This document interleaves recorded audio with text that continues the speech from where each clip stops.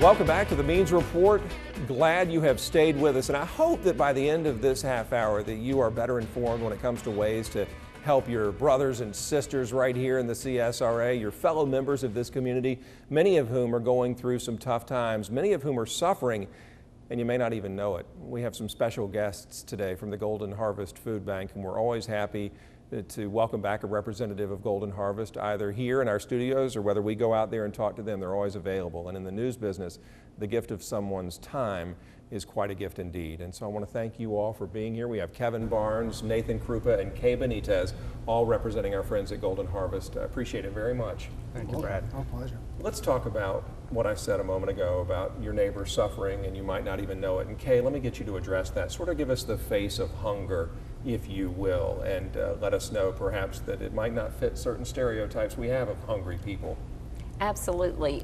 Usually when I ask a group of people, what do you think of as hunger, they will describe what they've seen on TV with an African or someone in Haiti.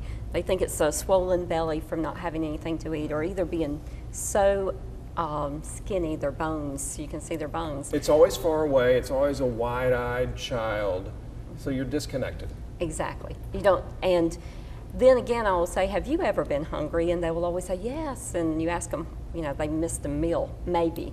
So our ideal of what it's like to be hungry in America is very different from what the child or the adult who's actually suffering from hunger here. We've had many stories of children, and I'll tell one. There was a young lady that came up to me in Walmart one day, and we have a program called the Backpack Program where we do a feeding program for children who are out of school over the weekend. Mm-hmm. And this young girl walked up to me and she said, "Hey, aren't you the backpack lady?" Uh-huh. And I said, "Yeah." I said, "I am. How do you know about backpack?" Well, she said, "Well, I get backpack at Mossy Creek Elementary School." So, you know, I went on and talked to her a little bit. And I said, "By the way, what do you like best about your backpack program?" And she stood there like children do, you know, and kind of thought about it, gave it some sincere thought, and said, "Well, what I like best is not having a headache when I go to school on Monday morning." So that's a symptom of hunger. If you ever notice someone complaining of a headache, what are other things, quickly, Kay, that people might say to you that make that light come on that makes you think, this person may be hungry, this person, may be a victim of hunger, if you will, please, of potential malnourishment? Well, one of the things you'll see is that, like at school, they'll tend to steal their food, steal their lunch, or take somebody else's lunch and try to have it so they have something to eat. But they will have headaches, they will get dizzy easily, they'll have trouble focusing.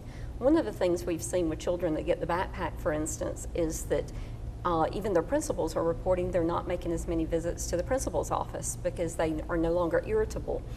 And I think of how I feel when I've missed a meal or two, and how, you know, I don't want to be bothered by anybody. I certainly am not able to focus or to learn, and these children are expected to perform in school. But we also see that with adults.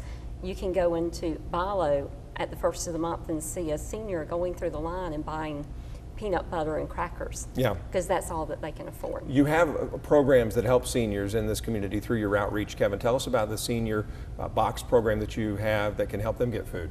Yes, we've got a number of sites all across our 30-county service area that is really specifically designed for seniors who are obviously on fixed income. Mm-hmm. Oftentimes, given the level of food stamps that they might have, is simply not enough for the month, and so they run out of food. And so these boxes that we're able to put together and distribute through our distribution points are able to specifically address the hunger issues that they've got. And Nathan here has been working on some grants to make that program even more possible. Nathan, I want to talk about that. Some generous corporations have stepped up recently to help out Golden Harvest. Tell us about that. Recently, we've been tremendously blessed by the BILO Corporation and by Walmart stores. Mm-hmm. Walmart is one of our big sponsors. They donate food to us, they donate funds, their employees volunteer with us, and Walmart just donated $45,000 as a grant to fund the senior food box program. It's going to feed almost 300 seniors for a year. Every month they'll get their monthly allocation. And then BILO also just donated $25,000, which is going to be another 150 seniors in our South Carolina side. was wonderful. A couple of things. First of all, sorry for scooting into your shot just then. Don't want to mess up your FaceTime, Nathan. But tell me about how things are going. We had this huge push for Master's Table when it opened. And we need to check back in with you all and find out how things are going. What is your need? And any of you all can chime in at this point as far as donations go, food donations, monetary donations, volunteers. How can we help you? Well, the Master's Table right now has a program that we're opening up called the Master's Garden. There's a space in the back of the Master's Table that's been set up with gardening plots that people can sponsor, and that food is going to go directly to the Master's Table and then also be distributed to our other food pantries depending on what's available and how much food the Master's Table actually needs.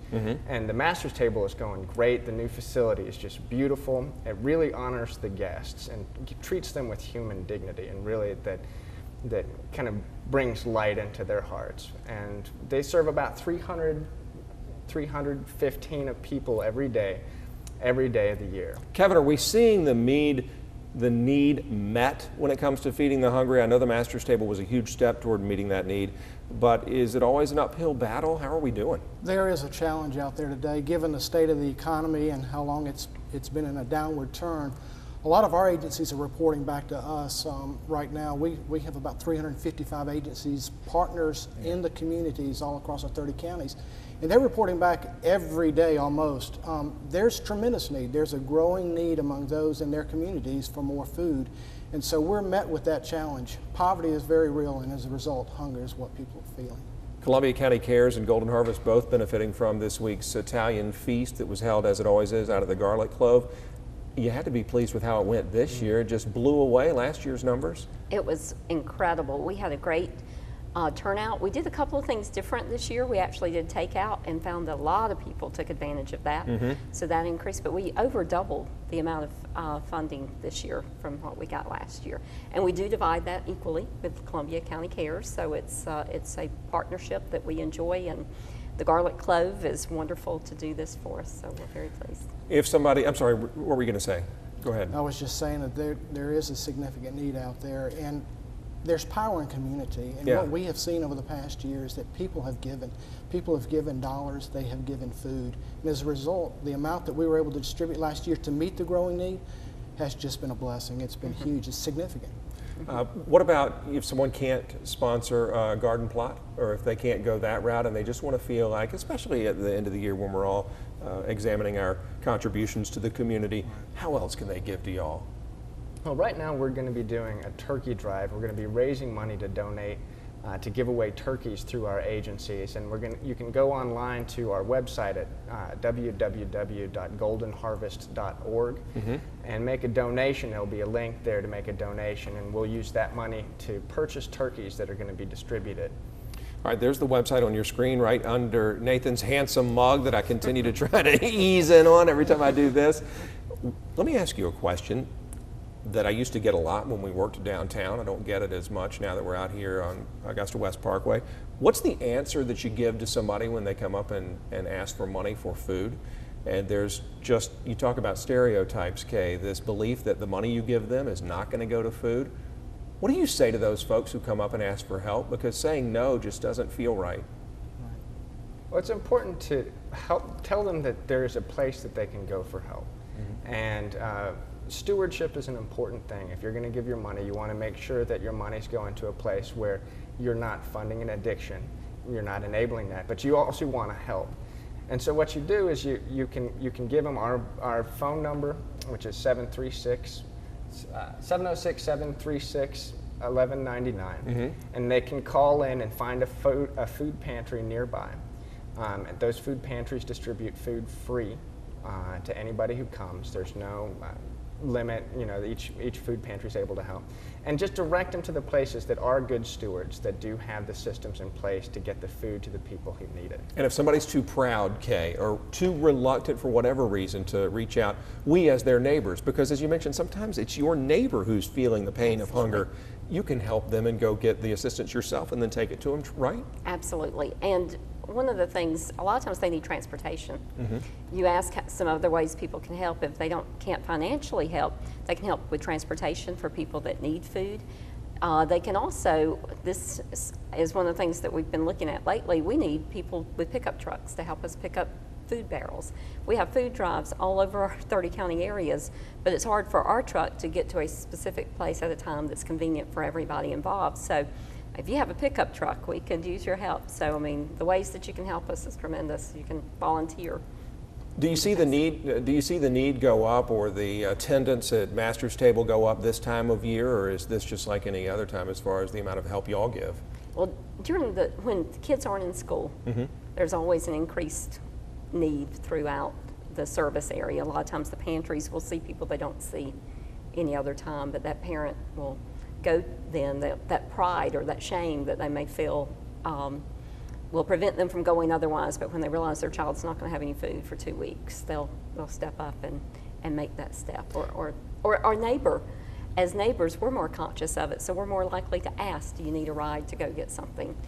Which is something we should do year round. But I hope the television cameras have been able to pick this up, but what's really stuck out to me during our brief visit together is how little it takes to make a big difference. You look at the backpack bag, there's not a ton of food in that. It wouldn't cost a lot to make one of those yourself, but as Kay mentioned, it changes a child's life. It makes a difference. absolutely. A couple of things of applesauce, a juice box, and a canned good or two. Some beanies and weenies. Beanies and weenies, yeah, all of a sudden you have a nutritious meal that can help that child. So please, it doesn't matter how big or small, Golden Harvest could sure use your help. And Kevin and Nathan and Kay, y'all are very kind to spare your time during this busy season. I appreciate it. Thank you very much, Brad. Thank you. Appreciate it. Our pleasure too. Best of luck to all of y'all. Let us know how we can help. Y'all please help Golden Harvest always, all year round, not just during the holidays. When we come back, we'll tell you how you can help us shape future editions of the Means Report. That is simple too. We'll have some addresses and information for you when we come back. Stay with us.